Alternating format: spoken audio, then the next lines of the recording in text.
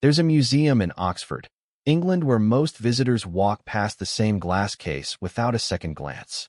Inside sits a piece of baked clay, roughly the size of a wine bottle, covered in tiny wedge-shaped marks. The label reads, Weld Blundell Prism, circa 2000 BCE, Mesopotamia. Maybe 200 people per year actually stop to read the translation posted beside it. I stood in front of that case for 40 minutes. Not because I'm particularly interested in ancient pottery.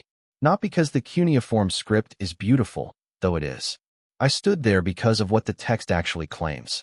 Because once you read it, once you really understand what these ancient accountants were documenting with mathematical precision, a question emerges that refuses to go away. What if the families who rule today have been ruling since before written history? I know how that sounds. I'm not asking you to believe it. Not yet. I'm asking you to follow the evidence. Because what I'm about to show you isn't conspiracy theory. It's archaeology. It's genetics. It's publicly available genealogies that anyone can verify. It's network analysis of documented relationships. The clay prism in Oxford is catalog number in 1923.444. It was excavated in 1922 near ancient Larsa in southern Iraq by Herbert Weld Blundell. It contains 400 lines of text listing kings, cities, and dynasties across more than 1,000 years. But it's not the history that's shocking. It's what the text claims about the origin of political power itself. The opening line, translated from Sumerian, when kingship descended from heaven, kingship was in Eridu. Not when kings were chosen by the gods. Not when humans first organized governments. The text says kingship, the institution, the authority, the right to rule, descended. Past tense. Transitive verb. Physical movement from point A to point B. The same verb they used for moving grain from warehouses to workers. Something came down from somewhere else. And it went to specific families. The text then lists 12 major dynasties that emerged after a catastrophic flood. 12 families who claimed they didn't rule because they were strongest or smartest or most popular. They ruled because they carried something in their blood. Something that came from whatever brought kingship down from heaven in the first place. Now here's where it gets interesting. Those 12 families documented their genealogies with the same obsessive precision they applied to everything else. Temple archives filled with family records, marriage contracts, succession documents. And when subsequent empires conquered Mesopotamia, the Hittites, the Persians, the Greeks, the Romans, they didn't erase those bloodlines. They married into them. Medieval European nobility traces their ancestry back to Troy. Troy was a Hittite vassal state. The Hittites documented marriage alliances with Mesopotamian royal families. We have the tablets. Roman patrician families claimed Trojan descent. Germanic nobility claimed Roman descent. Every major European royal house today traces back through these connections to the ancient Near East. And modern genetic studies? They support ancient admixture from the Near East into European elite populations during the Bronze Age. The genealogical claims that scholars dismissed as medieval fabrications turn out to have genetic evidence supporting them. So we're going to do something historians usually avoid. We're going to take these ancient records seriously, not as mythology, not as propaganda, but as what they claim to be, genealogical documentation. We're going to trace 12 bloodlines forward through every conquest, every migration, every name change, all the way to the families holding power today. By the end of this investigation, you'll have the evidence. What you do with it is your choice. Let's begin where the clay prism begins, before the flood, before the catastrophe that reset everything. In a world the ancients claimed was ruled by those who were only partly human. The Sumerians invented writing around 3400 BCE. Not for poetry, not for prayers, for accounting. They needed to track barley rations, sheep herds, labor obligations, and land ownership. The earliest texts we have are warehouse receipts. These were practical people. When they calculated compound interest or tracked astronomical cycles, their mathematics was so precise that Europe wouldn't match it for 3,000 years. The Plimpton 322 tablet, sitting today at Columbia University, proves they understood Pythagorean triples a millennium before Pythagoras was born. So when these same scribes, with their mathematical obsession, created the Sumerian king list, they brought that same precision. Multiple independent copies survive. The Weld Blundell Prism is the most complete, but fragments exist in the British Museum, the University of Pennsylvania Museum, and the Ashmolean. Different cities, different time periods, different scribal schools. Yet they preserve the same kings, the same sequence, and the same impossible numbers. Before the flood, 8 kings ruled. The text lists them by name. Alulim of Eridu, 28,800 years. Aliga, 36,000 years. Mingalana of Bad Tibera, 43,200 years. Mingalana, 28,800 years. Dumuzi, 36,000 years. Sapadzadana of Larsa, 28,800 years. Mindarana of Sapar, 21,000 years. Ubartutu of Shurapak, 18,600 years. Total, 241,200 years of documented kingship before the catastrophe. Mainstream scholarship's response. Obviously mythological inflation. Ancient peoples exaggerated their origins to establish legitimacy. Don't take the numbers literally. But here's the problem. The numbers aren't random. They're all multiples of 3,600. The Sumerian sar, a key unit in their sexagesimal counting system. Alulim's 28,800 years equals 8 sar. Aliga's 36,000 equals 10 sar. These are mathematically structured numbers, preserved identically across independent sources. That's not how mythology evolves. Myths change with each telling. These numbers were standardized, fixed, preserved like legal documents. So what were they documenting? We can't resolve that definitively, but 3 possibilities remain open. Possibility 1.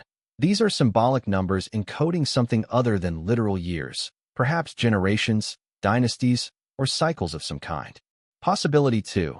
These numbers reflect a different way of counting time or represent institutions rather than individuals. Alulim might be a title held by successive rulers. Possibility 3. The numbers are accurate, and our understanding of pre-3000 BCE human history is fundamentally incomplete. For now, what matters is what happens next. Then the flood swept over. 5 words in English. 3 in Sumerian. A.M.A.Ruba.ur.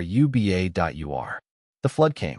And this is where the king list transforms from curiosity to evidence demanding attention.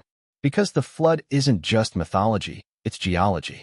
Archaeologists excavating Sumerian cities in the 1920s and 1930s, Shurapak, Uruk, Kish, found distinct flood layers. Sterile silt deposits 8 to 11 feet thick, sitting between occupation layers. Below the silt, pottery from one cultural period. Above it, pottery from a later period. The silt itself contained nothing, just river sediment that had settled from standing water. Sir Leonard Woolley, excavating Uruk in 1929, initially thought he'd reached virgin soil beneath the city. Then he kept digging and found another occupation layer beneath the flood deposit. His local workmen told him immediately, that is the flood of Noah. Carbon dating places these deposits around 2900 BCE. Not a global deluge. There's no geological evidence for that. But a catastrophic regional flood in southern Mesopotamia that would have appeared world-ending to anyone living there.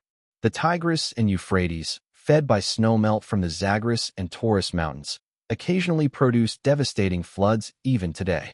4,000 years ago, such an event could have buried the entire alluvial plain underwater for weeks or months. And here's what the king list says happened next. After the flood swept over, when kingship descended from heaven again, kingship was in Kish. 3 things to notice. First, again, kingship descended from heaven a second time. The same process that established the antediluvian kings is repeated after the catastrophe.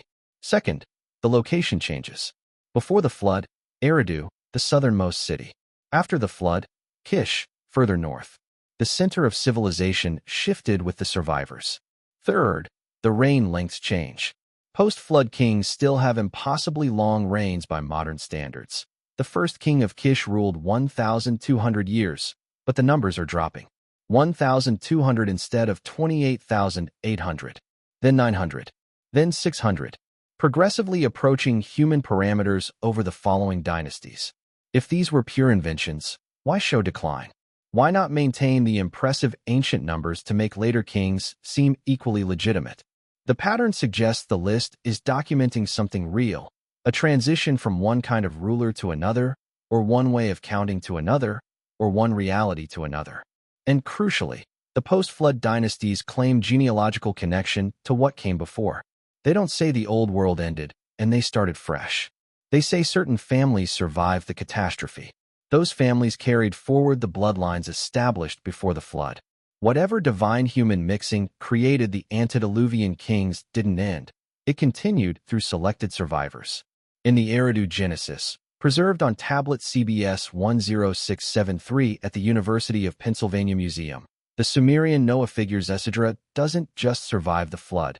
He receives immortality and divine status afterward. He becomes something between human and God, and he becomes the ancestor of subsequent humanity. This pattern, catastrophe, selective survival, elevated status for survivors, genealogical claims connecting post-catastrophe rulers to pre-catastrophe divinity, is the foundation of everything that follows. Because now we meet the 12. Let me tell you about a woman who died 4,600 years ago. Her name was Pwabi, and she was Queen of Ur. When Sir Leonard Woolley opened her tomb in 1927, he found something that made his excavation team physically step back. 74 bodies. Not killed violently. Not buried later. They walked into that tomb alive, dressed in their finest clothes, each holding a small cup. They arranged themselves in orderly rows. And they drank poison. Willingly. Tomb PG 779 contained Queen Pwabi's body adorned with an elaborate headdress of gold and lapis lazuli, surrounded by 74 attendants who chose death to accompany her. Physical anthropologists examined Pwabi's skeleton and found nothing unusual. She was human by all measurable standards. But treatment tells us what people believed. Stand with me for a moment in that tomb. You're a handmaiden to the queen. She's dying. You have a choice. Continue your normal life, or drink poison and follow her into death. What would make that choice seem rational? The standard explanation is religious devotion or cultural obligation. But consider another possibility. What if you genuinely believed your ruler was semi-divine, carried the blood of the gods, and was going to continue existing in an afterlife where divine blood mattered? What if your status in the next world depended on maintaining your association with the bloodline? Suddenly, walking into that tomb doesn't seem crazy. It seems like the only logical choice. Now multiply that belief system across an entire civilization, across 1,000 years, and ask, what creates such certainty that bloodline determines cosmic destiny? The answer is in texts that read less like religion and more like laboratory notes. The Atrahasis epic, preserved on multiple tablets in the British Museum, particularly BM 78941, opens with creation. Not poetic creation, procedural creation. In the beginning, there are gods called the Anunnaki and lesser gods called the Igigi. The Igigi do all the hard work, digging canals, building cities, maintaining infrastructure. They do this for 2,500 years. Then they revolt. The gods convene a council. They need workers, but the Igigi won't return. Enki, the wise god, proposes a solution. Create a substitute worker. Here's where it gets specific. One god must be slaughtered. The god chosen is Wielu, whose name means wisdom or intelligence. He possesses Temu, personality, consciousness. He's killed. His blood is collected. The birth goddess Ninta mixes his blood with clay from the Abzu, the underground freshwater ocean. She forms 14 humans from this mixture, 7 male, 7 female. The text says she uses a brick mold to shape them, like making mud bricks. Then this line, I have removed your heavy work. I have imposed your toil on man. The gods celebrate. Humans are put to work. And the text specifies, the divine clay mixture is placed in divine wombs. Goddesses serve as surrogates, and after 10 lunar months, humans are born. The Enuma Elish, the Babylonian creation epic, tells a similar story. After Marduk defeats the primordial goddess Tiamat, he addresses the problem of divine labor. Let me put blood together and make bones. Let me create primeval man. The work of the gods shall be imposed on him, so that they may be at leisure. They settle on using the blood of Kingu, Tiamat's consort. Kingu is executed. Ea creates humans from his blood. Now think about what this means for royal bloodlines. If all humans were created from one god's blood mixed with clay, then theoretically all humans have divine ancestry. but the texts specify that one god's blood was divided among the clay to create multiple humans. From the start, there's dilution. But what if some humans maintained higher concentrations? What if royal families were created with less dilution? Or what if certain humans later mated with additional Anunnaki, increasing the divine percentage in their bloodlines? The Epic of Gilgamesh explicitly states that Gilgamesh is 2/3 divine, 1/3 human. That ratio only makes sense if divinity is quantifiable and hereditary. 2/3 divine. Think about that fraction mathematically. If his mother is fully divine and his father is half divine, Gilgamesh is 3/4 divine, which rounds to 2/3 in Sumerian mathematical approximation. This isn't symbolic language. This is genetic reasoning. Multiple Sumerian myths describe Anunnaki taking human lovers and producing hybrid offspring, Inanna and Dumuzi, Enlil and various human women. Enki's numerous affairs. The pattern is consistent. Humans start with some divine component from the original creation, but royal families maintain or increase the percentage through continued mixing with Anunnaki. This creates a hereditary caste system based on blood percentage. Common humans, 5 to 10% divine from original creation. Royal families, 30 to 70% divine from continued divine human unions. Semi-divine heroes, 50 to 75% divine, like Gilgamesh at 2/3. Full Anunnaki, 100% divine. The royal families maintain their status by controlling marriage. Marry within the royal class, and you maintain high divine percentage. Marry commoners, and you dilute it. This explains the obsessive endogamy, sibling marriage, cousin marriage, restricted marriage pools. They're protecting genetic concentration. Were the Mesopotamians describing actual genetics using the conceptual framework available to them? Blood carries genetic information. Genetic information encodes traits. Traits are inherited. The Mesopotamians didn't have the vocabulary of genetics, but they described something that behaves exactly like genetic inheritance. And they applied this system with bureaucratic precision. After the flood, kingship didn't follow one continuous line. It branched. Multiple cities claimed legitimate authority simultaneously. The king list documents this by saying kingship was taken to different cities in a complex pattern of succession. But within that complexity, 12 dynasties stand out. 12 families whose claims to divine ancestry were documented most thoroughly, whose succession was most carefully recorded, whose legitimacy was most widely acknowledged, even by their rivals. Let me be clear about methodology. I'm identifying these 12 based on prominence in the king list itself, supporting documentation in other texts, archaeological confirmation of their power, extent of preserved genealogical records, and their importance to subsequent dynasties who claimed connection to them. This isn't arbitrary. These are the dynasties that mattered to the ancient Mesopotamians themselves. Dynasty 1, the first dynasty of Kish. After the flood swept over, when kingship descended from heaven again, kingship was in Kish. Kish is the first post-flood capital. 23 kings are documented. The dynasty begins with Gaur, 1,200-year reign. Then comes Edna. Edna, who ascended to heaven, is the most famous king of the first Kish dynasty. The myth says Edna was unable to have children, the royal bloodline threatened with extinction. He prays to the sun god Shamash, who directs him to rescue an eagle trapped in a pit. The grateful eagle carries Edna up to heaven to obtain the plant of birth that will allow his wife to conceive. Read that as mythology if you want. But notice what it's actually about. The obsessive concern with continuing the bloodline. Edna doesn't go to heaven for wisdom or power. He goes to ensure he has an heir.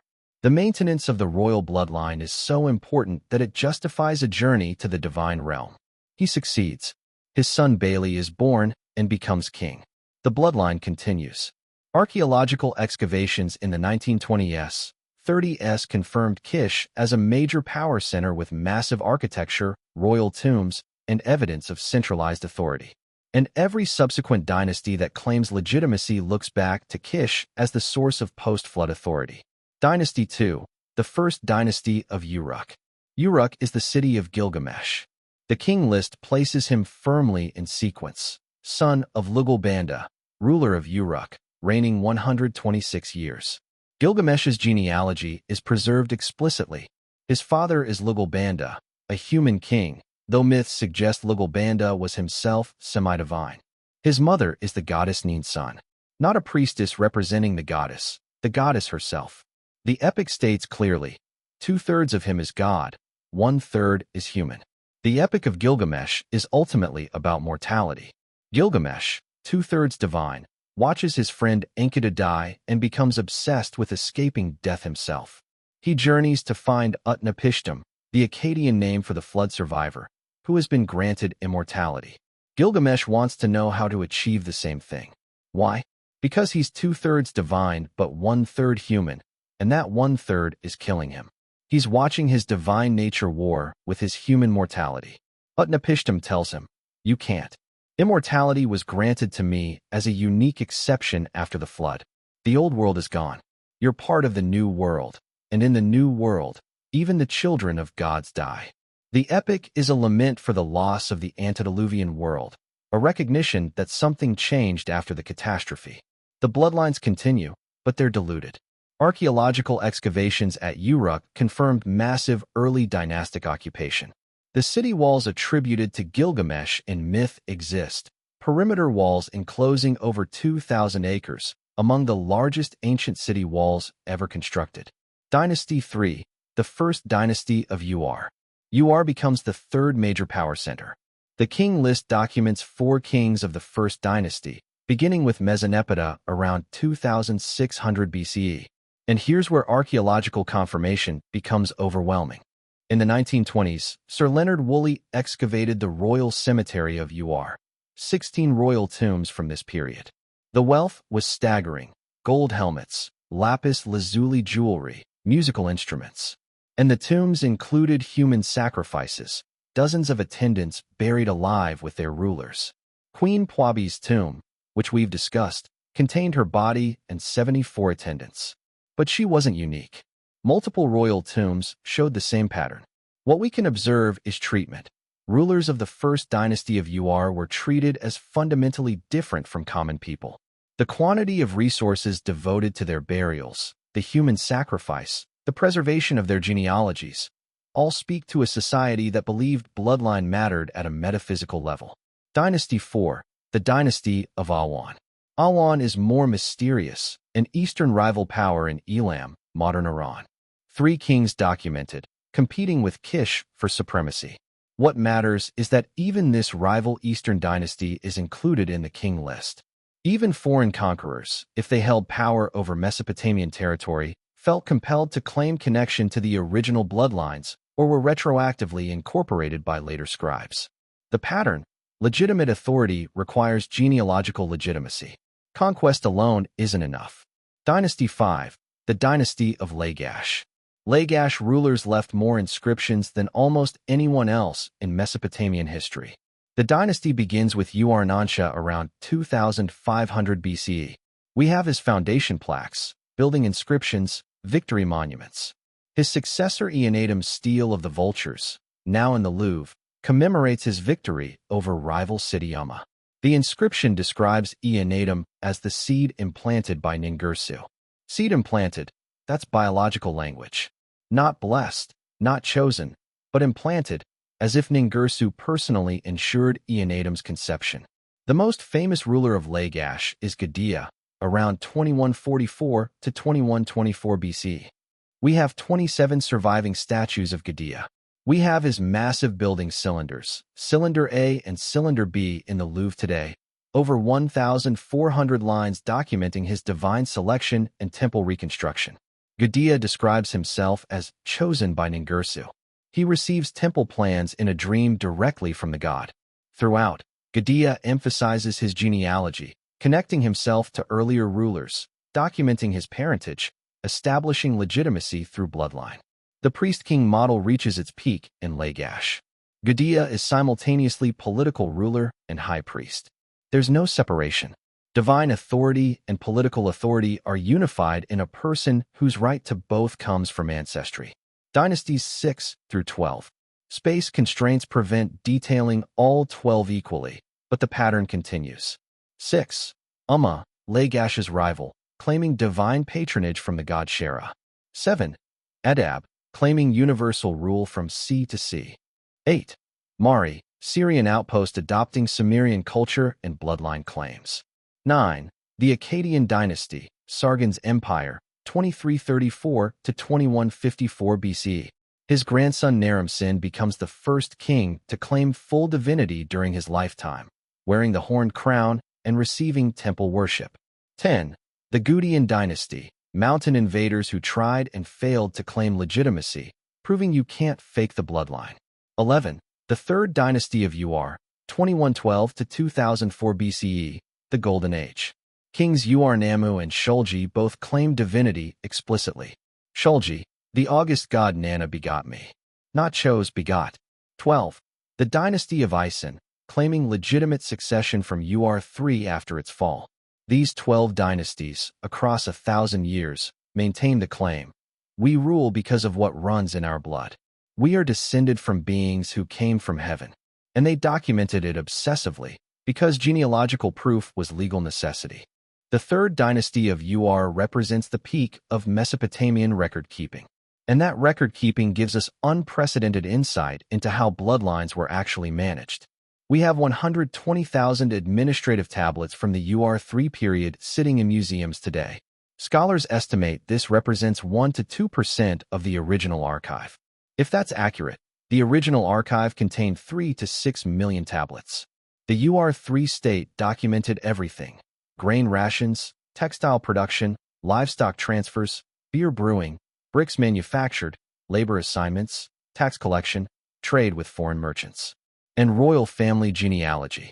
Among the economic tablets are documents tracking the king's family, sons and daughters by name, which wife bore which child, marriages of royal daughters to provincial governors, appointments of royal sons to governorships, rations allocated to royal family members, births of grandchildren, deaths, and succession. Let's trace one lineage. Nammu founds the dynasty in 2112 BCE. His son Shulgi succeeds him in 2094 BCE. Tablets document Shulgi's appointment as crown prince. Shulgi rules 48 years, extraordinarily long for the period.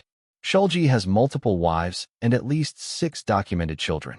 Ibbi Sin, the eldest surviving son, is appointed governor while Shulgi is alive, training for kingship. Shulgi dies 2047 BCE. Ibbi Sin succeeds without dispute. Ibbi Sin rules 9 years, dies 2038 BCE. His brother Shu-Sin takes the throne, not Ibbi Sin's son, suggesting the son was too young. Shu-Sin rules 9 years, dies 2029 BCE. His son Ibbi Sin succeeds. Ibbi Sin rules until the dynasty falls in 2004 BCE. 5 kings, for succession events, all documented, all within the same bloodline. 90 years of unbroken family continuity. But the system goes beyond documenting succession. It actively manages bloodline expansion through marriage. Shulgi's daughters married governors of major cities, Susa, Eshnunna, and Shan. Tablets document the wedding gifts, the dowries, the ongoing relationship. Why marry daughters to governors? Standard explanation: political alliance.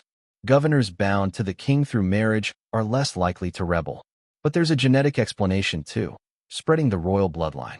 Each princess marrying a governor produces children who carry royal blood. Those children hold positions of influence in their provinces. Over generations, you create a network of interrelated families, all carrying royal ancestry, all with interests aligned to maintaining the system. Calculate. If Shulgi has 6 children and each has 6 children, that's 36 grandchildren. If each grandchild has 6 children, that's 216 great-grandchildren. Over 4 generations, a single king produces hundreds of descendants if the family strategically manages reproduction. Most of those descendants aren't kings, but they're all royal family. They fill the officer corps, run provincial administrations, serve as temple officials.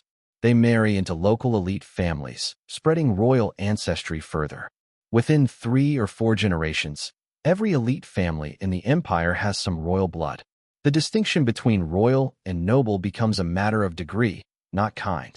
And the entire system depends on documentation, because your position in society depends on proving your genealogy.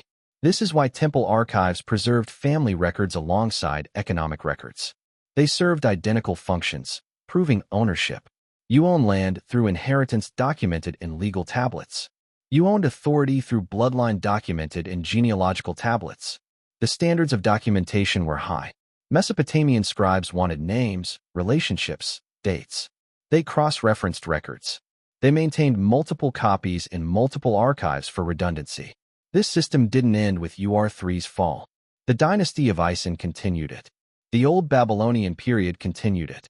The Kassites, the Assyrians, the Neo-Babylonians, the Persians, all inherited the system.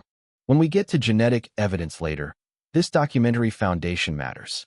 We're not relying on vague myths. We're working from thousands of tablets documenting specific families across specific time periods. But before we jump to genetics and modern families, we need to follow the bloodlines westward. This is where documentation meets genetics, where ancient texts meet modern DNA studies, where mythology meets measurable reality. We're going to trace the 12 Mesopotamian bloodlines westward using 3 types of evidence: historical texts documenting genealogical claims, archaeological evidence of cultural transmission and political alliances, and modern genetic studies showing ancient admixture patterns. Link 1. Mesopotamia to Hittites. The Hittite Empire controlled Anatolia, modern Turkey, from approximately 1600 to 1180 BCE. Their capital was Hattusa, extensively excavated, with thousands of tablets recovered. The Hittites were Indo-European migrants who conquered indigenous populations and then adopted Near Eastern civilization wholesale: religion, political structure, literary traditions. But the connection was deeper than cultural borrowing. It was genealogical. Tablet Kabo I.10, excavated at Hattusa and now in Berlin, documents a marriage alliance between Hittite king Suppiluliuma I's daughter and Babylonian king Bernaburius II around 1340 BC. Tablet Kub 3.7 documents another marriage: a Hittite prince marrying a Kassite princess around 1400 BCE. The Amarna letters, diplomatic correspondence from 14th century BCE discovered in Egypt, document extensive marriage networks among Bronze Age royal families. Royalty intermarried with Babylonian, Assyrian, Mitanni, and Egyptian royal families. Standard interpretation: political alliance. Alternative interpretation: maintaining bloodline concentration. If multiple royal families all descend from the original Mesopotamian dynasties and all believe divine blood matters, then intermarrying maintains that blood while creating political networks. The Hittites documented their own royal genealogies showing father-son succession. They adopted Mesopotamian myths, including the Gilgamesh epic translated into Hittite, suggesting they understood themselves as connected to the broader Near Eastern divine kingship framework. By 1400 BCE, Hittite royal blood mixed Mesopotamian bloodlines from multiple dynasties through documented marriage alliances. Link 2. Hittites to Troy. Troy, called Walusa in Hittite texts, possibly Ilian in later Greek, sat on the northwestern coast of Anatolia. Heinrich Schliemann's excavations starting in 1871 confirmed that Homer's Troy was real. The Alexander Treaty, a Hittite tablet from around 1280 BCE, documents a treaty between Hittite King Mutali II and Alexandu of Walusa, Troy, establishing Troy as a Hittite vassal state. Being a vassal meant Trojan royalty participated in the broader Hittite cultural sphere: diplomatic marriages, cultural exchange, religious practices. Troy VJ was destroyed violently around 1180 BCE, consistent with Greek tradition of the Trojan War. Destruction doesn't mean total extinction. Some population likely survived or fled. Archaeological evidence shows late Bronze Age migrations throughout the Mediterranean after 1200 BCE as Bronze Age civilization collapsed. The Sea peoples mentioned in Egyptian records were migrants/raiders from the Aegean and Anatolia. Population movements happened. Roman tradition claims Aeneas, a Trojan prince, escaped with followers and eventually reached Italy. Can we prove it? No. But we can observe that genetic evidence shows Near Eastern admixture in Mediterranean populations with timing consistent with Bronze Age migrations. Link 3. Troy to Rome. Roman foundation mythology centers on Aeneas, Trojan prince, son of Anchises and Venus. Notice the divine human parentage, exactly like Gilgamesh. Virgil's Aeneid, composed 29 to 19 BCE, details Aeneas's journey from Troy to Italy. But Virgil wasn't inventing the claim. Julius Caesar's family had claimed descent from Aeneas and Venus for centuries before Virgil. Other Roman patrician families made similar claims. Gens Claudia claimed descent from Clausus, a Sabine allegedly descended from Trojan refugees.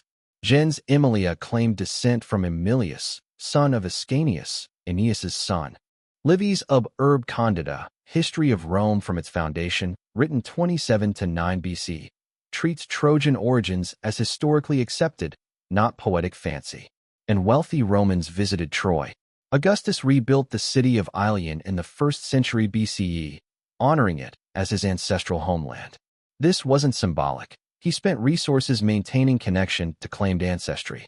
Why would Romans claim Trojan origins? Standard interpretation: seeking legitimacy by connecting to the prestigious Greek mythological world while remaining distinct from Greeks, since Rome often fought Greece. Alternative interpretation: the claim was genuine or genuinely believed.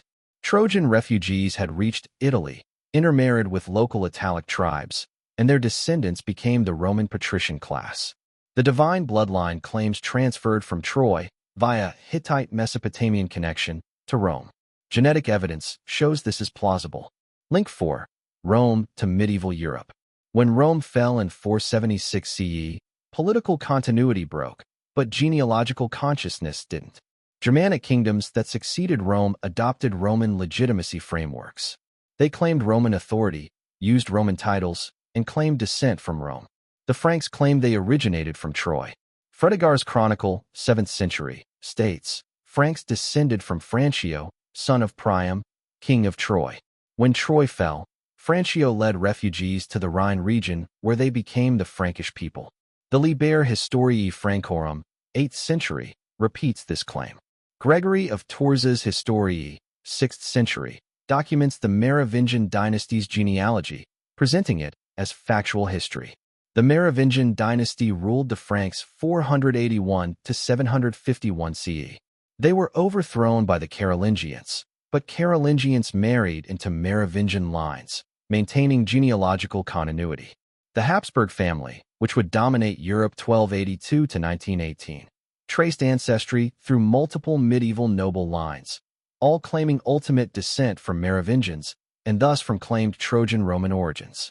The British royal family traces through Anglo-Saxon kings who claimed descent from Woden, Odin. Snorri Sturluson's Prose Edda, 1220 CE, explicitly places Odin's origin in Anatolia/Troy before his migration north.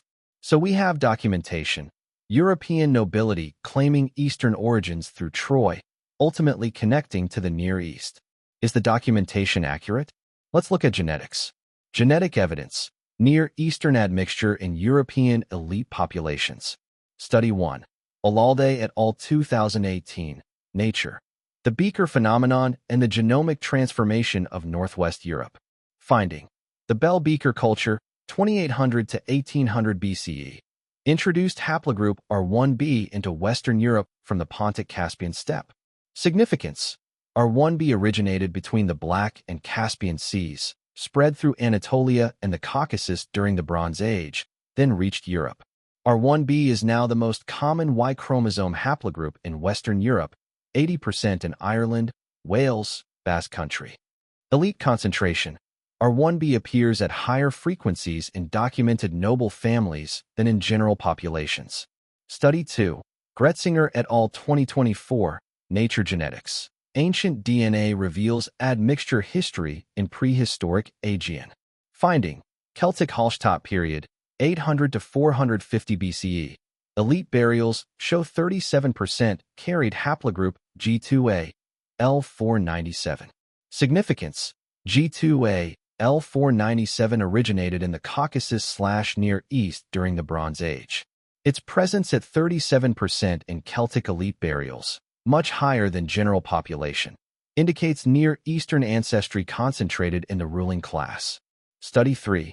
Martiniano et al. 2017. Current biology: the population genomics of archaeological transition in West Iberia.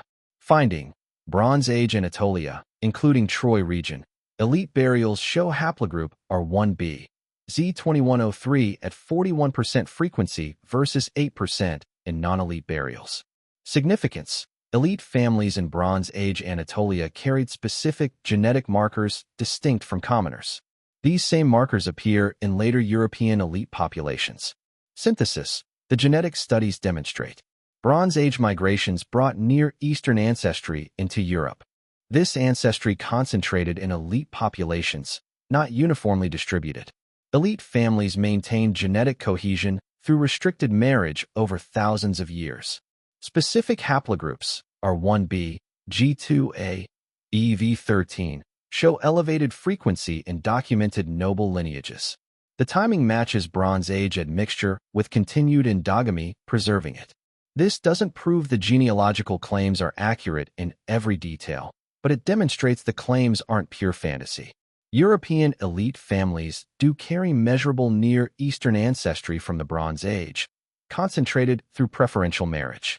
If the 12 Mesopotamian bloodlines transmitted westward through the Hittites, through Troy, through Rome, through medieval nobility, we'd expect exactly this pattern.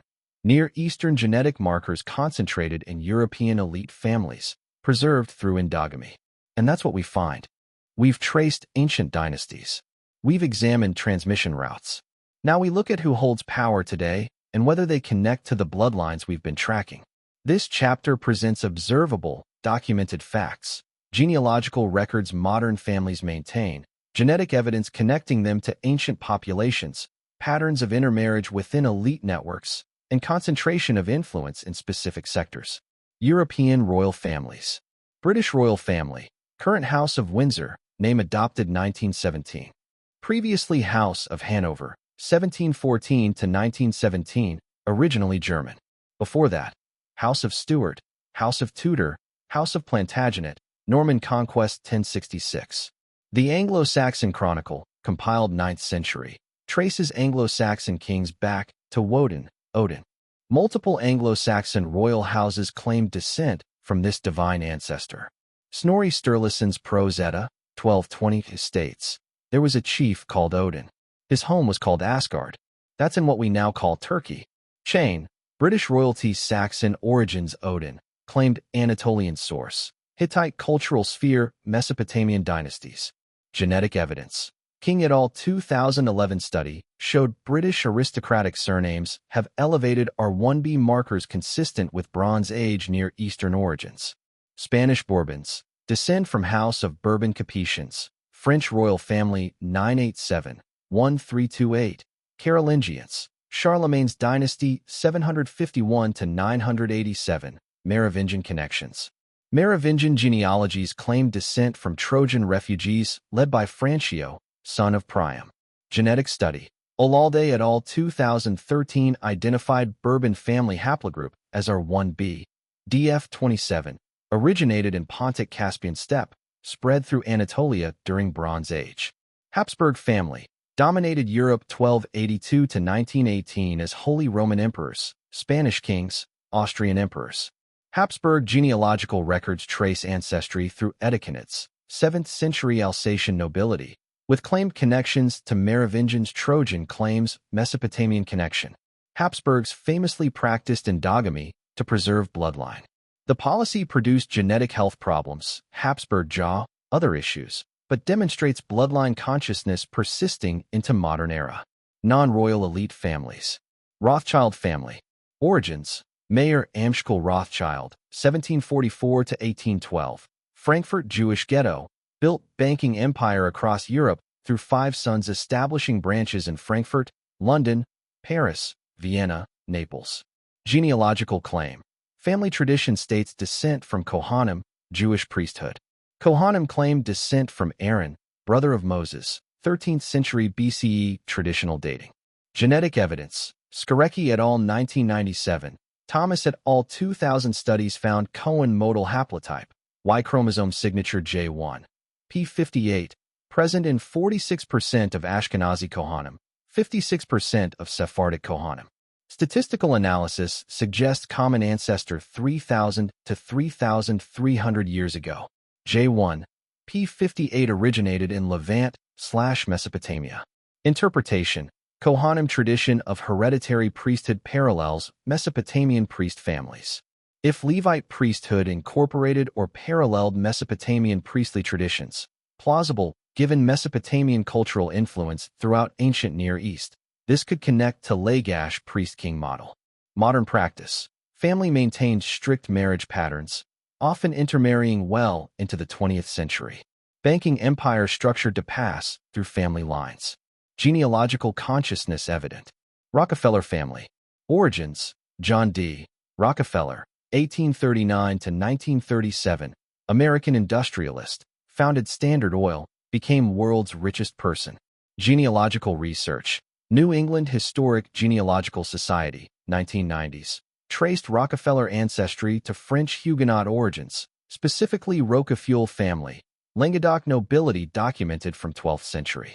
Roquefeuille family documented marrying into Carolingian-connected nobility, Merovingian connections Trojan, claims Mesopotamian links. Pattern, even American self-made families, upon genealogical investigation, reveal European noble ancestry. Network analysis.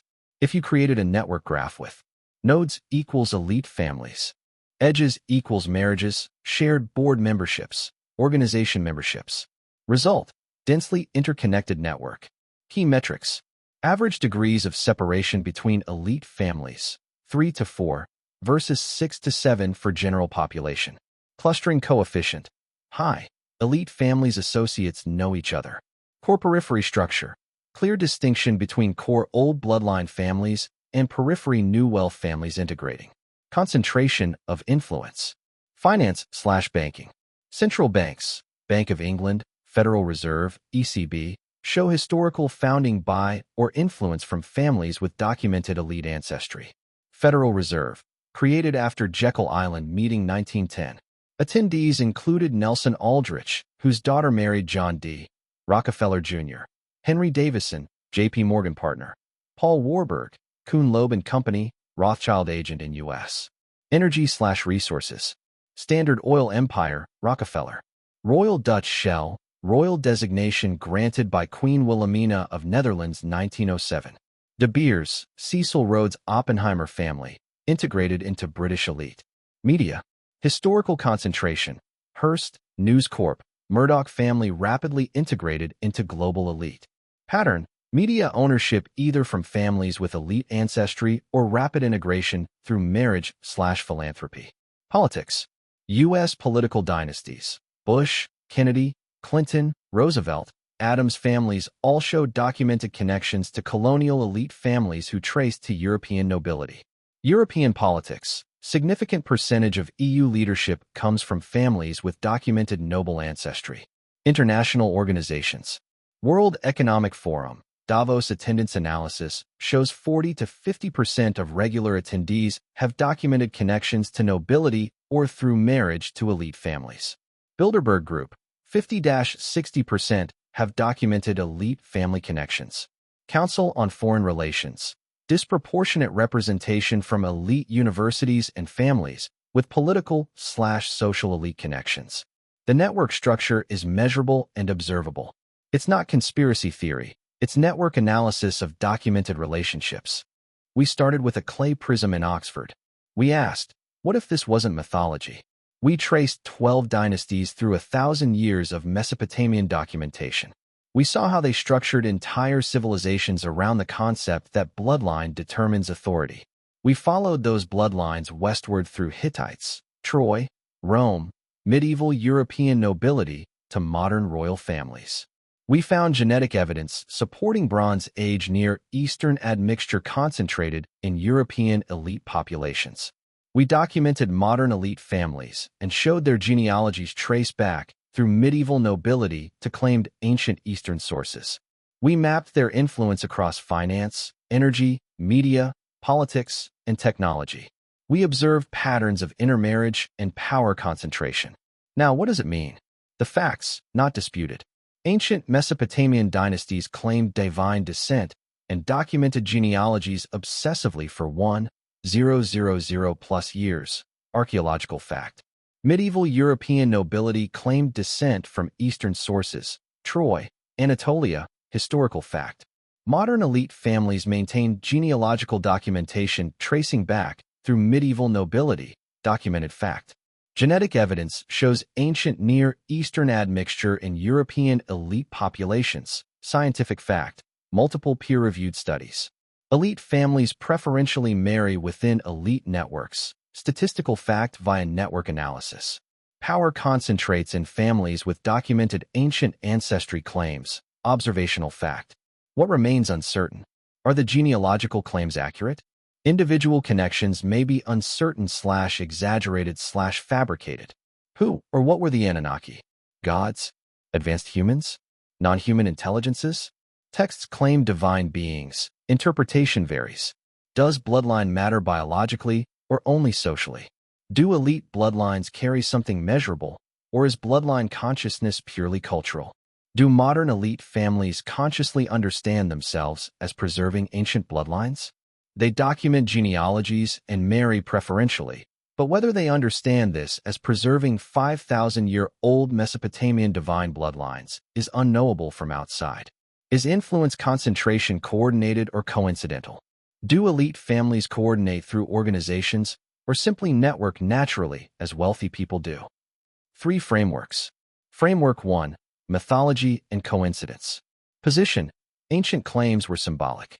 Medieval genealogies were fabricated legitimacy. Modern elite families maintain these genealogies as cultural heritage. Genetic evidence reflects normal Bronze Age migrations. Power concentration results from inherited wealth and natural elite networking. This requires believing. Ancient peoples were confused/lying. Medieval nobility fabricated genealogies wholesale. Genetic correlation with genealogical claims is coincidence. Elite families maintain elaborate genealogies for purely symbolic reasons. Endogamy persisted despite genetic costs for reasons unrelated to bloodline preservation. Framework 2. Elite social networks. Position. Ancient claims may have historical kernels. Medieval genealogies preserve real ancestry with mythological embellishment. Modern elite families genuinely descend from Bronze Age Near Eastern populations. Bloodline matters socially. Elite families value pedigree as class marker. Power concentration results from conscious coordination through networking, strategic marriage, and organizations. This requires believing. Elite families consciously maintain genealogical consciousness across centuries. Marriage patterns are strategic. Organizations serve coordination functions. But bloodline is ultimately social construct, not biological reality. Framework 3. Preserved ancient system. Position. Ancient texts should be read more literally. Mesopotamian dynasties genuinely believe they descended from non-human or superhuman beings. Medieval genealogies preserve actual descent lines. Modern elite families consciously understand themselves as preserving bloodlines established 5,000 years ago. Bloodline matters biologically or metaphysically. Power concentration results from deliberate preservation of system established by Anunnaki. This requires believing. Ancient texts accurately document non-human or advanced human intervention. Bloodlines carry something measurable: genetics, consciousness, metaphysical connection. Elite families possess knowledge about their ancestry not publicly disclosed. The system persisted 5,000 years because it's based on real phenomena. Which framework is correct? I cannot tell you. The evidence allows multiple interpretations. What I can tell you, the question is legitimate. This isn't fringe conspiracy. This is reading ancient texts, following documented genealogies, examining genetic evidence, and observing power concentration. The tablets exist. The genealogies exist. The genetics exist. The power concentration exists. These are facts. How you interpret those facts is your choice. What should you do with this information? First, think critically. Question everything, including this investigation. Verify independently. Second, observe patterns. Watch who holds power. Notice marriage connections. Track career paths through elite organizations. Third, decide for yourself. Framework 1, 2, 3, or something else entirely. Fourth, stay curious. Tablets are still being excavated. Genetic studies continue. Archives are being opened. New evidence may clarify or complicate the picture. Fifth, recognize that asking these questions is legitimate. Whether the answer is mythology, social networks, or ancient bloodlines, understanding power structures matters. A final thought. If the ancient texts are mythology, they're remarkably persistent mythology maintained with unusual precision across thousands of years. If the genealogies are fabrications, they're elaborate fabrications that correlate with genetic evidence.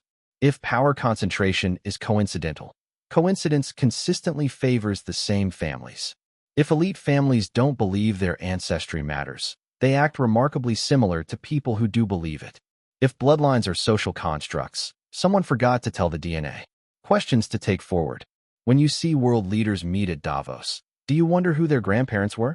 When you read about banking dynasties, do you ask where they came from? When you hear about royal families, do you trace back beyond recent centuries? When you study ancient history, do you ask what happened to the bloodlines that ruled then? The investigation continues. The patterns wait to be recognized. The connections exist, documented, observable, measurable, waiting for minds curious enough to trace them, brave enough to ask what they mean, and honest enough to admit uncertainty where certainty isn't warranted. From Eridu to London, from UR to Wall Street, from Babylon to Brussels, from the clay prism to the corporate boardroom, the thread runs through history. 12 dynasties. 5,000 years. One question. What if kingship really did descend from heaven? And what if the bloodlines that received it never stopped ruling?